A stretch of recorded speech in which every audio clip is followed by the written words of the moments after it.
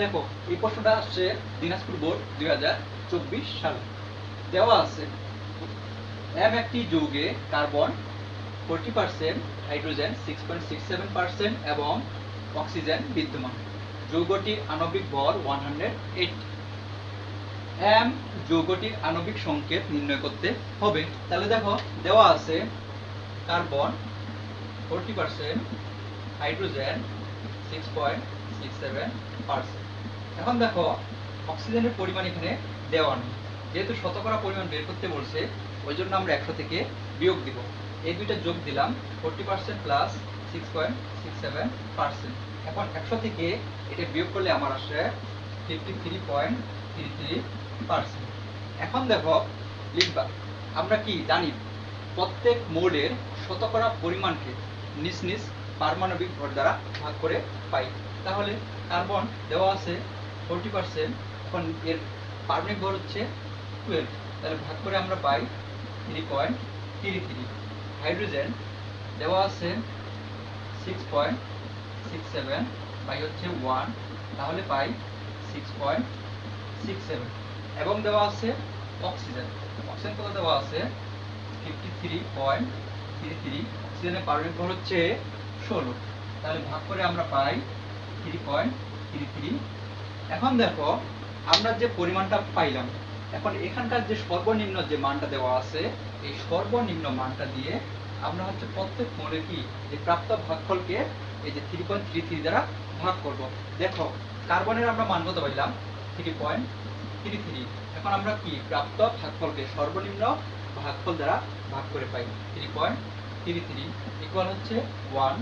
Hydrogen কত আছে এখানে পাইছি আমরা 6.67 ভাগ দিব হচ্ছে 3.33 দ্বারা, ভাগ করলে আমরা পাই 2। এখন দেখো অক্সিজেন, অক্সিজেন কত পাইলাম আমরা, অক্সিজেন পাইলাম 3.33 পাই হচ্ছে 3.33 ইকুয়াল হচ্ছে 1। অতএব নিম্নের স্থূল সংখ্যা, দেখো আমরা এখানে কি পাইছি, কার্বন পাইছি, হাইড্রোজেন এবং অক্সিজেন। লিখে ফেলবো কার্বন, হাইড্রোজেন এবং অক্সিজেন। এখন দেখো কার্বনের মান পাইছি 1, এখানে 1 কি লেখার দরকার নাই।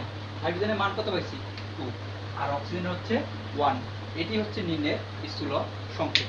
যেহেতু আমাদের আণবিক সংকেত বের করতে বলছে সেহেতু আমরা লিখব আণবিক ভর কত দেওয়া আছে, আণবিক ভর দেওয়া আছে 180। অতএব আণবিক সংকেত, আণবিক সংকেত আমরা কি স্থূল সংকেত কি পাইছিলাম CH2O। যেহেতু আণবিক সংকেত বের করতে বলছে আমরা কি লিখবো, এভাবে লিখবো ব্র্যাকেট দিয়ে n। অতএব n ইকুয়াল করে থাকবে যৌগের আণবিক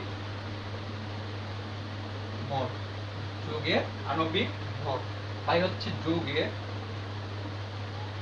স্থূল সংকেতের ভর। এখন দেখো যৌগের আণবিক ভর কত আছে, আণবিক ভর দেওয়া আছে 180।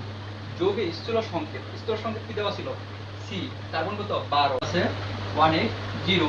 যৌগের স্থূল সংকেত কি CH2O, CH2O। এখন আমরা হচ্ছে যৌগের যে স্থূল সংকেতটা আছে এর হচ্ছে পারমাণবিক ভরটা বের করব, আণবিক ভরটা বের করব। দেখো কার্বন দেওয়া আছে, কার্বনের পারমাণবিক ভর হচ্ছে 12 প্লাস হাইড্রোজেনের পারমাণবিক ভর 1, যেহেতু দুইটা আছে ওইটা দিলাম 2 প্লাস অক্সিজেন হচ্ছে 16। সব মিলে আমরা হচ্ছে পাই হচ্ছে 180 থাকলো, আর এখানে যোগ করে পাচ্ছি 30। এখন এটা দিয়ে এটা কাটলে আসে কত 6 সমান 6।